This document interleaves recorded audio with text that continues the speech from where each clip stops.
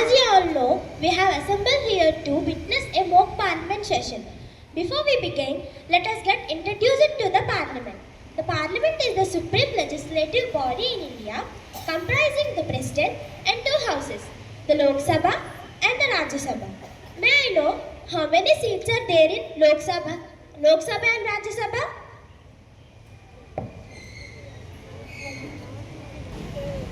Okay. Lok Sabha has 545 seats.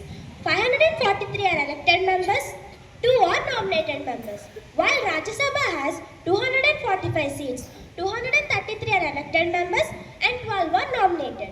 The Parliament makes laws on subject in the Union list and concurrent list. The Prime Minister and the Council of Ministers are the responsible to the Parliament. Parliament exercises control over executive, finances and administration.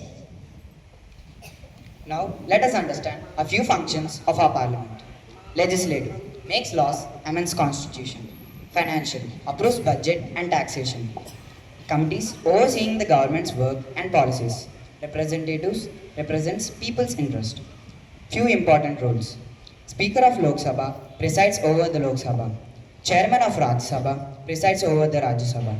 And the leader of the opposition leads the opposition party. Now, let us start the session by singing our national song, Vande Mataram. I request all the members of the mock parliament and the audience here to stand up for the national song.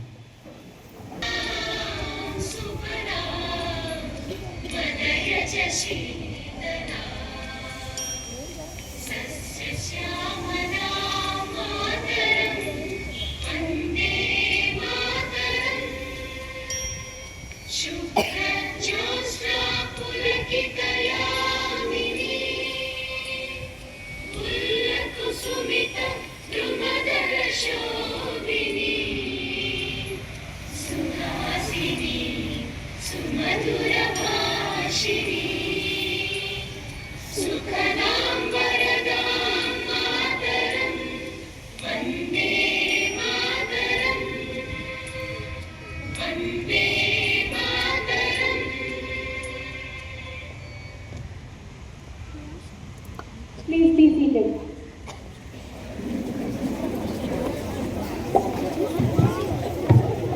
Good morning, honorable members. I am honored in presenting this distinguished gathering of the winter session of the mock parliament. I extend my gratitude to the Prime Minister and other members of the Parliament for joining this session today. Today's session will be fruitful as we will be discussing some important matters concerning the nation. Let's begin this session. Now the question hour begins. Question number 233, Educational Matters. I request the opposition party to raise their question on education. Madam Speaker, what initiatives will the government take to improve the quality of education in the government schools? Thank you, Madam Speaker. Respected Prime Minister will address this issue. Thank you, Honourable Speaker. I thank the Honourable Member for raising this important question. The government is committed to improve the quality of education in government schools.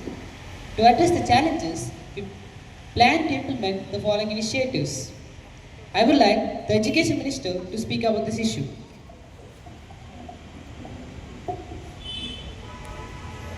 Thank you, Honourable Speaker. We would like to take some prominent steps to develop the education. Here are the following measures. Infrastructure development. We will allocate additional funds to upgrade the school infrastructure. Teacher training. We will launch regular training programs for teachers and then digital resources. We will provide government schools with digital resources. We will engage with local communities to improve attendance and retention rate as well. Thank you, Honourable Speaker. The honourable members from the opposition can ask any supplementary questions. Madam Speaker, then what about the policies and educational facilities, especially about scholarship? Many of the children are not getting adequate facilities and scholarship. What answer will you give? Thank you, Honourable Speaker. These initiatives will help us bridge the gap between the government schools and private schools and produce equality in education to all students regardless of their background. Thank you, Honorable Speaker. Respected opposition members, question number 236 on Pahalgam issue, please give a brief explanation. Thank you, Honorable Speaker. The Pahalgam attack is a stark reminder of the failure of the government policies in Jammu and Kashmir. When will the government take responsibilities for the safety and security of citizens and tourists in the state? Defense Minister, please respond to this question. Honorable Speaker, the recent Pahalgam attack is a cowardly act of terrorism that shook the entire nation. I assure the House that the government is taking all necessary steps to ensure the safety and security of tourists and locals alike. Thank you, Speaker. Is there any supplementary questions from the opposition? Madam Speaker, what immediate security measures has the government taken to ensure the safety of the tourists and locals in the Pahalgam and other parts of Jammu and Kashmir? Thank you, Madam Speaker. Honorable Speaker, the government has increased security measures in the region and is working closely with security agencies to bring the perpetrators to justice. And we will not let terrorism undermine peace and stability in the state of Jammu and Kashmir. Thank you, Honorable Speaker. Madam Speaker, can the government provide an update on the investigation into the Pahalgam attack and what progress has been made so far in identifying and apprehending the perpetrators? Thank you, Speaker. Honorable Speaker, we have increased the security presence in Pahalgam and other tourist destinations in Jammu and Kashmir with focus on intelligence and gathering and surveillance. Thank you, Madam Speaker. Madam Speaker, will the government provide compensation and assistance to the families of the victims of the Pahalgam attack? And what support will be provided to those injured? Thank you, Madam Speaker. Honorable Speaker, the government is deeply saddened by the Pahalgam attack and we express our condolences of the families of the victims. Yes, we will provide compensation, extend to the families of the victims and support those injured. Thank you, Madam Speaker. Madam Speaker, how does the government plan to engage with all stakeholders in Jammu and Kashmir to promote peace and stability in the region and address the underlying issues leading to such attacks? Thank you, Madam Speaker. Honorable Speaker, we have deployed additional security forces, including policies and paramilitary personnel in Pahalgam and other tourist destinations to enhance security. Thank you, Madam Speaker.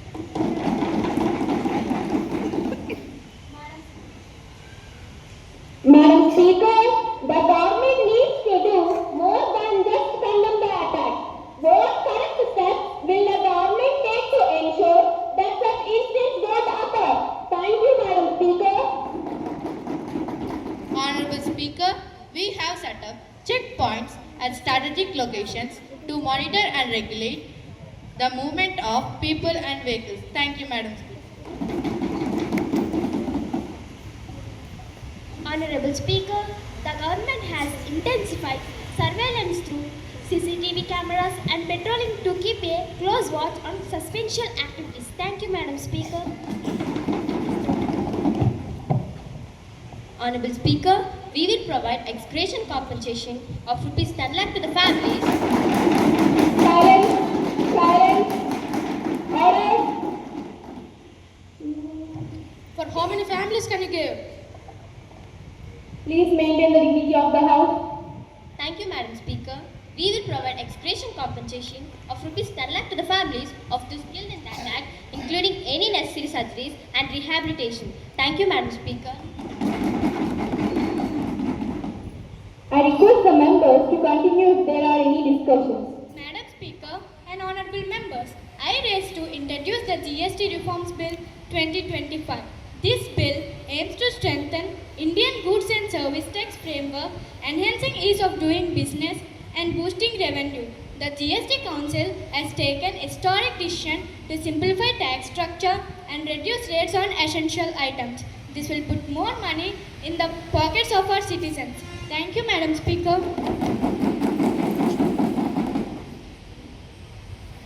Madam Speaker, the GST reforms are inadequate and too late. The government has failed to address the core issues with the GST framework, and the rate cuts are not sufficient to boost the economic growth.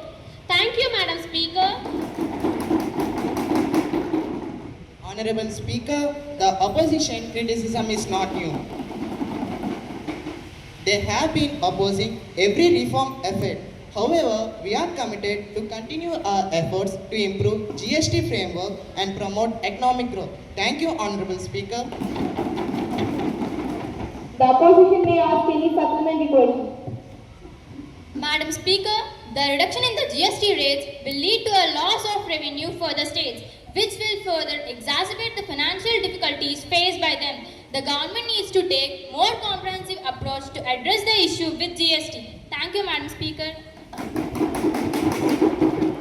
Honorable Speaker, the rate cuts will increase disposable income, boost consumption and drive economic growth. We have seen a 22% increase in the e-commerce trade and a significant increase in the small car sales. Thank you, Madam Speaker.